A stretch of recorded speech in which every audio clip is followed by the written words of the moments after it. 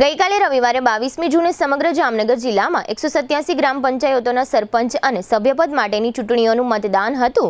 આ મતદાન દરમિયાન લાલપુર તાલુકાના પડાણા ગામે બોગસ મતદાન થયું હોવાની વિગતો આજે સોમવારે બહાર આવી છે। આજે સોમવારે જામનગર શહેરમાં હોટેલ સેલિબ્રેશન ખાતે આ બોગસ મતદાન સંબંધે પડાણાના પૂર્વ સરપંચ મુકેશભાઈ નાકર નામની વ્યક્તિ દ્વારા એક પત્રકાર પરિષદનું આયોજન કરવામાં આવ્યું હતું। આ પત્રકાર પરિષદના અંતે જીટીપીએલ જામનગર ન્યૂઝના મેનેજિંગ એડિટર જયેશભાઈ રૂપારેલિયા દ્વારા મુકેશભાઈ નાકરની વિશેષ મુલાકાત લેવામાં આવી હતી। આ મુલાકાતમાં મુકેશભાઈ નાકરે પડાણાની આ ચૂંટણી અંગે ચોંકાવનારી વિગતો આપી હતી। અત્રે ઉલ્લેખનીય છે કે મુકેશભાઈ નાકરના પત્ની રાનીબેન મુકેશભાઈ નાકર પડાણા ખાતે સરપંચ પદની ચૂંટણીના ઉમેદવાર છે। પડાણા ગ્રામ પંચાયતમાં કુલ 10 વોર્ડ આવેલા છે।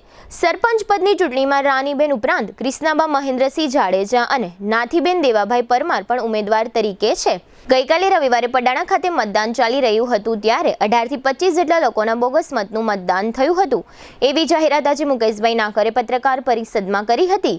આ ચૂંટણીમાં સરપંચ પદના ઉમેદવાર રાનીબેન નાકરના એક પોલિંગ એજન્ટ ચૂંટણી સંબંધી કામગીરી કરી રહ્યા હતા ત્યારે તેમના ધ્યાનમાં બોગસ મતદાન અંગેની વિગતો આવી હતી। આ અંગે મુકેશભાઈ નાકરે સાંજે 5:30 વાગે સ્થાનિક પ્રિસાઇડિંગ ઓફિસરને જાણ કરી હતી, પરંતુ ચૂંટણી પંચના નિયમો અનુસાર ફેર મતદાન શક્ય ન હોય। આગામી દિવસોમાં એટલે કે 25મી જૂને મતગણતરી બાદ આ ચૂંટણીમાં પોતાને અન્યાય થયાનું ધ્યાનમાં આવશે તો મુકેશભાઈ નાકર આ આખા મામલાને હાઈકોર્ટમાં લઈ જશે એમ મુકેશભાઈ નાકરે જીટીપીએલ જામનગર ન્યૂઝ સાથેની વાતચીતમાં જણાવ્યું હતું। અત્રે ઉલ્લેખનીય છે કે પડાણા ગામમાં 3300 મતદાર છે અને તે પૈકી 2683 મતદારોએ મતદાન કર્યું છે। મુકેશભાઈ નાકરે આજે પત્રકાર પરિષદમાં જાહેરાત કરી હતી કે આ સમગ્ર બનાવ અંગે પડાણા ગ્રામ પંચાયત કચેરીમાં ચૂંટણી અધિકારી સમક્ષ ફરિયાદ કરવામાં આવી છે। બોગસ મતદાનનો બનાવ પડાણાના વોર્ડ નંબર 1ના બૂથ નંબર 1માં બન્યો હોવાનું જાહેર થયું છે। આજે સોમવારે બપોરે સમગ્ર ઘટના અંગે મુકેશભાઈ નાકરે જીટીપીએલ જામનગર ન્યૂઝના મેનેજિંગ એડિટર જયેશભાઈ રૂપારેલિયા સમક્ષ જે કંઈ વિગતો આપી હતી તે અત્રે પ્રસ્તુત છે। દુખાવાથી પીડાતા દર્દીઓ માટે જામનગરમાં ફ્રી ડેમો નમ્રતા વેલનેસ સેન્ટર। ચાલો અપનાવીએ નવીન એક્યુપલ્સ ટેકનોલોજી જે લોહીનું પરિભ્રમણ સુધારે, તમારા સ્નાયુઓને શક્તિ આપે, તમારા શરીરને જોમ આપે, ઉપરાંત પંજામાં સોજા થવા, પંજામાં ચડતા ગોટલા અને ગઠ્ઠા થવાની સમસ્યા, અન્ય ઘણા દુખાવાથી મુક્તિ મળે।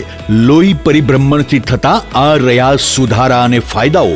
કોષની વૃદ્ધિ અને અંગની કામગીરીમાં સુધારો, ત્વચાને વધારે સ્વસ્થ બનાવે, ત્વચાની રોગ પ્રતિકારકતા વધારે, ઓક્સિજનથી સમૃદ્ધ લોહી સ્નાયુઓને આપે, હૃદયની સ્થિતિમાં સુધારો કરે, હાઈ બ્લડ પ્રેશરની સ્થિતિમાં સુધારો કરે, મગજની કામગીરીમાં સુધારો કરે, શરીરમાં જોમ અને શક્તિ વધારે।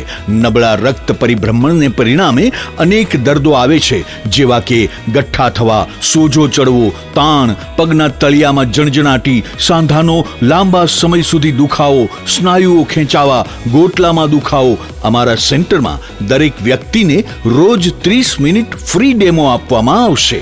આ સેન્ટરમાં ફ્રી ડેમોનો લાભ લઈ દુખાવાના દર્દથી મુક્તિ મેળવો। જીટીપીએલ જામનગર ન્યૂઝમાં તમામ દર્શકો સ્વાગત છે।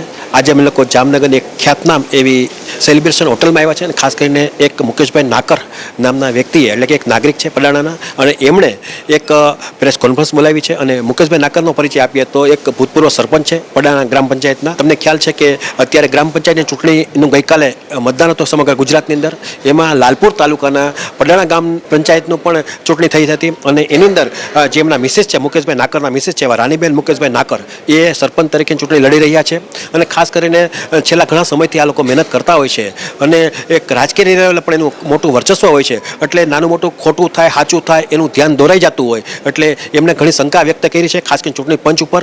તો આપણી સાથે મુકેશભાઈ નાકર જોડાયેલા છે અને ખાસ કરીને આ બધી વાત જે છે એ પ્રેસ કોન્ફરન્સમાં એમણે રજૂ પણ કરી છે। મુકેશભાઈ નાકરને પૂછશો કે તમે જે પ્રમાણે આજે પ્રેસ કોન્ફરન્સ બોલાવી છે એનું મુખ્ય કારણ શું છે અને તમારો રોષ શું છે? મારો આજની પ્રેસ કોન્ફરન્સ બોલાવવાનું મુખ્ય કારણ એ છે કે બોગસ વોટિંગ કર્યા પછી મારા પોલિંગ એજન્ટે એ બોગસ મતદારને ઝડપી લીધો।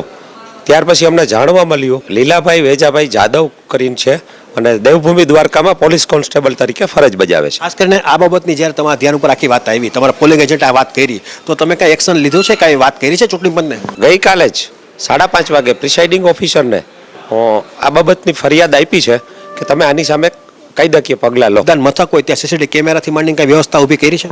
ના જી, સીસીટીવી કેમેરાની કોઈ વ્યવસ્થા નથી. તમારા પ્રૂફ શું કે આ વ્યક્તિએ મતદાન કર્યું છે? હવે જે વ્યક્તિને મારા પોલિંગ એજન્ટે પકડી લીધો એટલે તરત જ મેં પીએસઆઈ સાહેબને ફોન કર્યો ને ત્યાં ફરજ પરના હાજર કોન્સ્ટેબલને સાહેબે કીધું કે આ લોકોને તારી કસ્ટડીમાં લઈ લે, બેસાડી લાખ. અને મારા કોઈ કાર્યકરે એનો 17 મિનિટનો વિડીયો બનાવી લીધો છે જે મારા બૂથની અંદર બેઠો છે.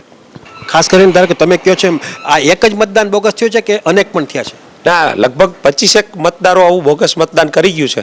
એ મતદાન પૈતા પછી જ્યારે મતદાર યાદી મારા હાથમાં આવી અને મેં ચેક કર્યું ત્યારે ખબર પડી કે આ બધા મતદારો તો હાલમાં છેલ્લા 20 વર્ષ ત્યાં ગામમાં રહેતા નથી ને એના નામના વોટ પડી ગયા છે. ચૂંટણી પંચને તમે આ બાબતની 18 થી 20 તમે જે કહો છો બોગસ મતદાન થયું છે, તો આગળમાં કઈ વાત કરી છે? ચૂંટણી પંચના કાયદા મુજબ મારે ત્યાં જે બનાવ બન્યો ક્રાઇટેરિયાની બહાર આવે છે એટલે ફેર મતદાન અત્યારે તો મને નહીં મળી શકે.